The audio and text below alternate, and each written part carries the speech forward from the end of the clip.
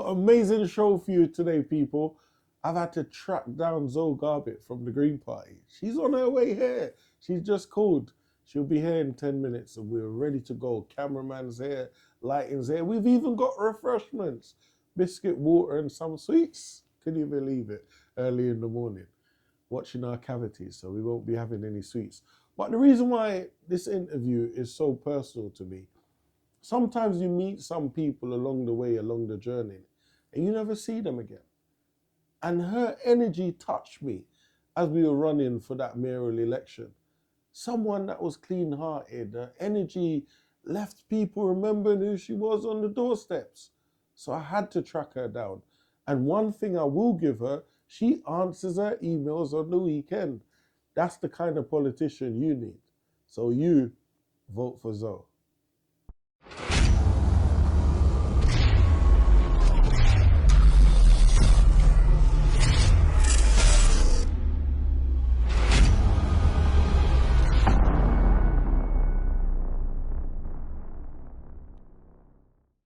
Thanks, first of all, for accepting to do the interview. And just to let you know, one of the reasons why I decided to ask you to do the interview was about empowering the young people in the community and women in general and the wider community to get involved in politics. And one of the things that made me think of asking you was your energy when we ran that 2022 election for mayor of Hackney. Your energy was different. And I said, you know what, we need more people that are down to earth and you could connect with the normal people. Even my own aunt remembered you. Amazing. And although she was like, I'm going to have to give you my vote. Of course. Yeah, because of loyalty, but she remembered you and that stood out to me. Yeah. So what I wanted to do is just start from the beginning, a bit about your background and then we move on. So great. Yeah, where did you start out? I didn't think that my future would be in politics. It's not like I grew up thinking, I don't have politicians in my family and it's not something that I thought was in my future. I've always kind of wanted to work in health and care. Yeah. And both my parents are teachers, so kind of public service runs through my family and I've got an incredible sense of kind of public duty and helping people. Okay. So originally I kind of got into kind of health, went to university, did psychology, and I kind of been focusing on, I was volunteering the whole time. I volunteered at a young people's sexual health clinic and just, everything I've done has been quite connected to people. And when I was at university, I was volunteering, supporting people who were recovering from mental health crisis and people with learning disabilities. So I've always had that kind of connection into supporting people and being part of what's happening in my local area. Got involved in the Green Party just because I found a group of people that shared my values and I was really inspired by them. It was at a time when lots of people were telling me that my views were idealistic. So I found a party that I was like, oh, there's this whole group of people that agree with me. So I got involved, but I was very behind the scenes. I did a lot of organising because that's my kind of skill set. And it wasn't till 2019 that I was kind of literally on my own looking out the window on a train and I thought, I'm going to be so helpful when we get people elected. I know the council really well. I'm connected into the community. And then I was like, I should run, and it wasn't until that moment that I was like, I'd be a really good local representative. And then I spoke to people who were very, very encouraging and I've had a lot of positive support. But it very much came, it's just how else can I really help people and being a councillor is incredible. Being trusted as a representative is so rewarding. But again, we're not going to just play it down. There's a lot of work that goes into being a councillor. There's a lot of work. Yeah, a lot of work. So when people come into you with their issues and emails, how do you deal with that? Yeah, it was really quite tough at the beginning. There's a lot of support within the council to kind of get answers to people's concerns, which is really helpful. Hackney Council especially has got a really good process of councillors raising issues and getting responses.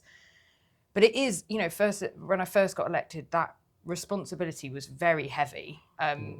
Just seeing all those emails come in or people wanting to see you or people stopping you in the street to raise concerns. And people have, we know how much the kind of austerity and all these crises are really hitting people. And there's a bit of a balance between, making sure you're raising those and getting that response and making sure people know that they're being heard.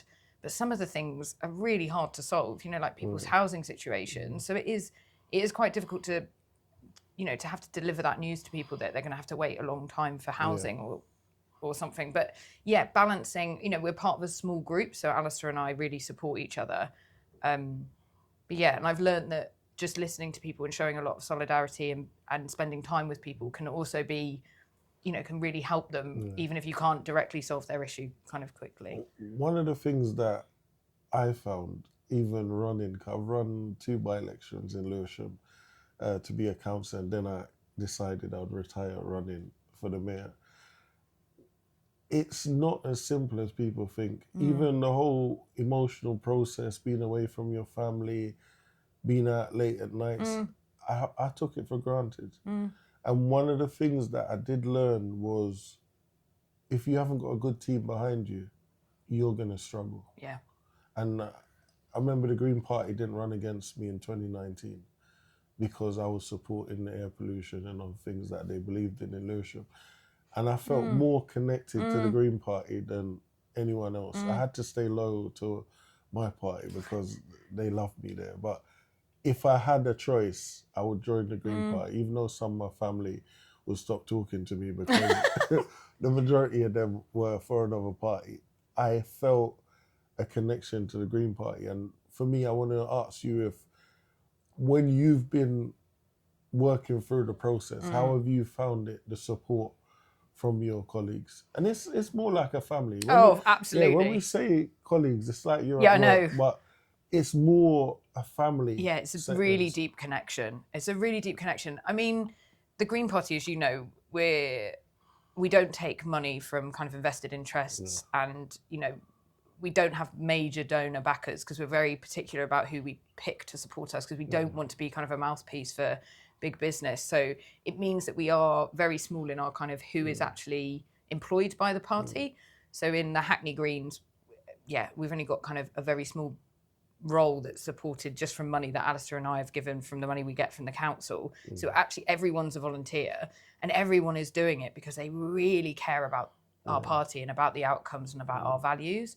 And that deep connection and that solidarity, one of my friends was saying, because she observed us on polling day, she was saying you kind of move as one organism, and if someone needs help, someone else will step in. And it's just really interesting hearing other people's reflections, because we are a big green family, and there's been loads of support across London. Like when there's been by-elections, people from across London have come across, and we've got this big network of London Greens now as well, and there's a strong network of the London councillors, and we all kind of support each other. But picking up on what you said when you were explaining that, I'm not going to shy away from the fact that it is a lot of work and it is all consuming. Like when I ran in the Hackney Mayoral by-election just gone, the one a few months ago, I didn't know how much time I could give to it because of all my other responsibilities, working, the London mayoral campaign.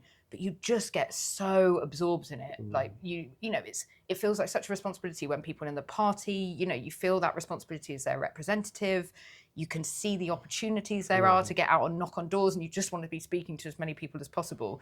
And I think, for that short campaign, I think it's fine. When it's a few weeks, you can kind of do it. But like we were saying, I think politics more generally is quite, I know people experience a lot of barriers, and there are different funding pots, Women Elect support people, they give people small bits of funding, to support with clothes and with childcare and stuff, so they can get out and about during that time, which is really essential, because there's so many barriers to people being able to give all that time. So if I was to ask you then, why you? Each time there's a mayoral election, why? Because I remember the newspaper called me up and said to me, "Are you going to run again?" I was tempted. But I said, you know what? I'm not going to be able to do it. I've got so much going on, and I've retired. So I will rather help in the background, do what I'm doing. So why you again for me? So for me, the first time, it was because I absolutely loved local government. I've worked in local authorities. I've just left the NHS, but I've been working in the NHS on a kind of local footprint. So I just really love local government. I think it's got so much more responsibility than people realised, and especially being where we can have influence in terms of, and it's really important, we're trying to get kind of 4 MPs elected at the next general election. But I've just always been quite focused on kind of the local politics. Okay. So that's why I ran in 2022. And I think because of my kind of track record and credibility on the council, I just put myself forward and was supported by the party as, you know, just knowing the council really well, being recognised across the borough, having those connections in with groups. You know, like I've spent the time with Sustainable Hackney, with the Hackney Palestine Solidarity Campaign, with, you know, all these groups across the borough. You know, so it just felt like the right thing for me to do. But the one thing that I will say is, a lot of people remember you, and that speaks for itself, because sometimes people go out run the elections, and when you speak to people, it's not really nice things they say. So I don't know what you're promising these people on the doorstep, but no, seriously, people remember you. And for me, if there was a young girl out there now, what would you say to her if she was thinking, you know what, I might try getting involved in politics? What would you say? I'd say absolutely go for it, and that you're good enough and you have something to offer. And I think if someone had said that to me earlier on, I probably would have realised that earlier on and wouldn't have kind of come to it myself. I think that, look for those, you know, networks of support and be kind of honest about the things you need support with. Because I thought I'd find campaigning hard. Like I always thought I'd be a good councillor, but I was a bit terrified by the campaign. You know, being that public figure or being on the doorstep and telling people that they should vote for you. It does require a certain amount of kind of ego, doesn't it? Does, yeah. But I think everyone's got something to offer. Like people have got some incredible ideas and their own experience to bring. And I think, finding that network of people or looking at these organisations that can help. Like there's loads of organisations that want to help women and people from minority backgrounds and different people to get elected. And it's just, looking for those different ways of getting supported. But I've absolutely loved it. Like some people say to me, how do you give all your time to this? And I was like, but I get so much energy from it. I love talking to people on the doorstep. I love speaking at the council. I love getting involved in local kind of campaigns. And I just am so motivated by injustice. And I think it really gives you a way of feeling like you're making a difference, because you see, you know, you can influence what the police are doing. You can influence, you know, where money's being spent. Like it's really exciting. So for me then, if we're looking at that, what is next for you then?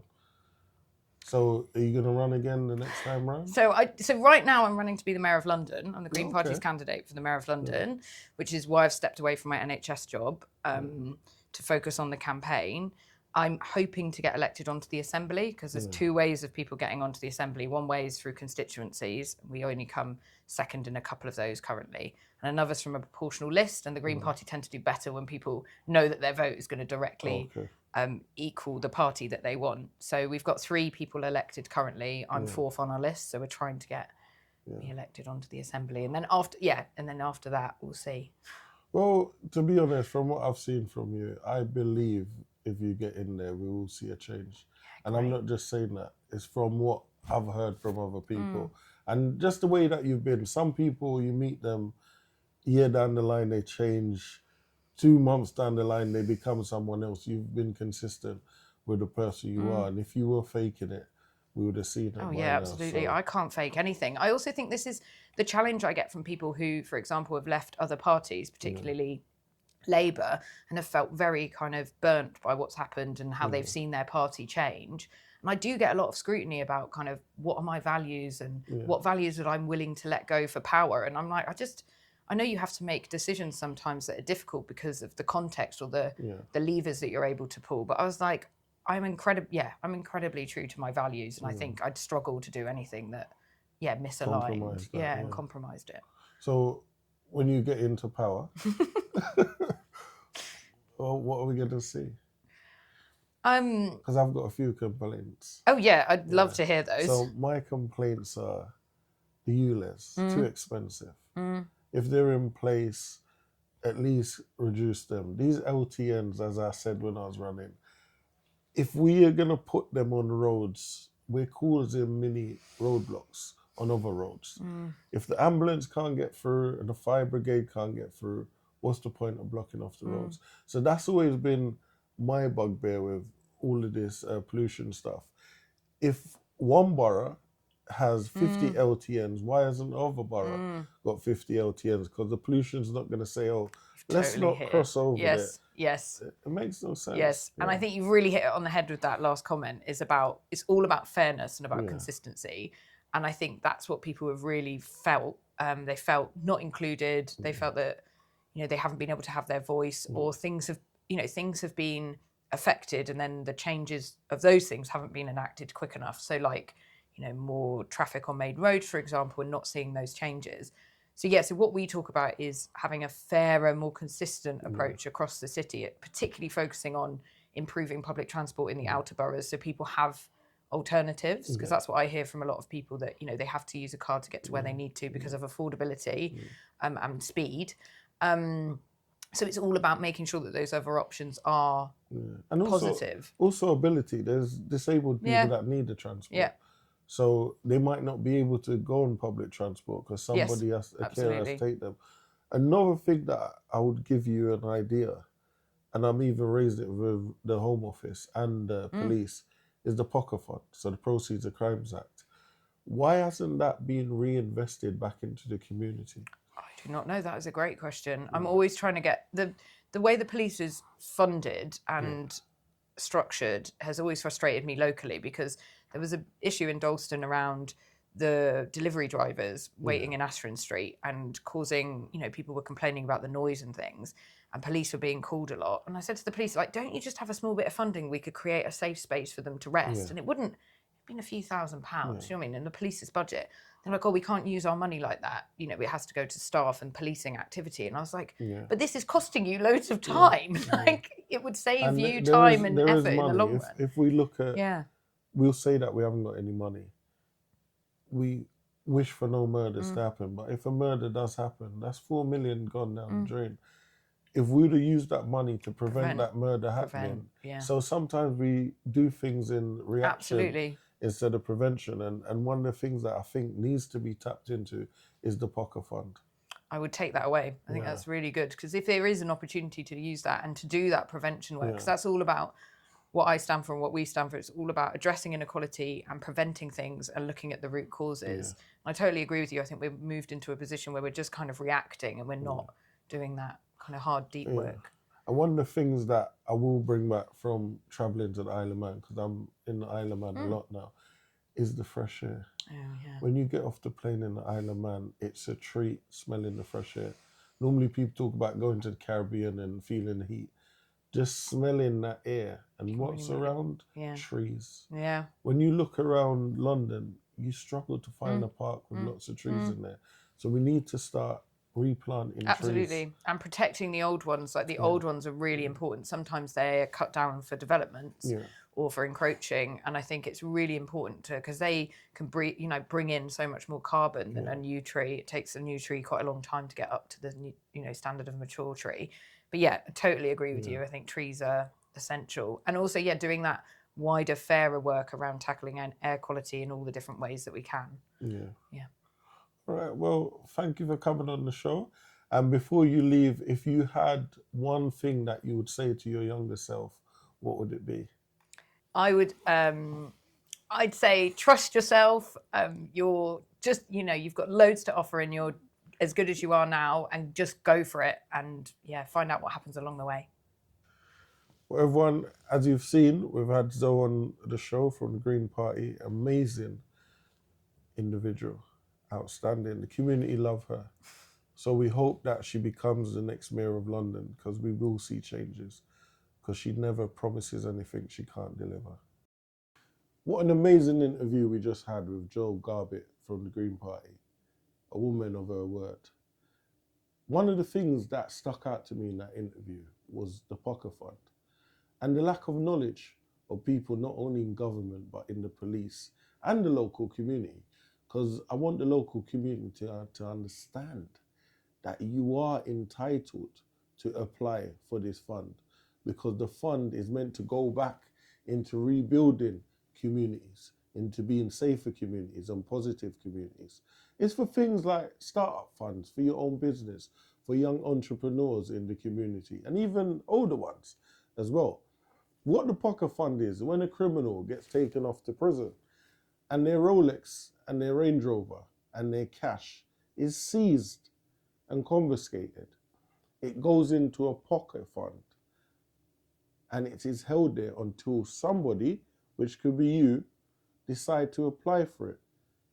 Places like Devon and Cornwall and Thames Valley have been utilising this fund for many years now.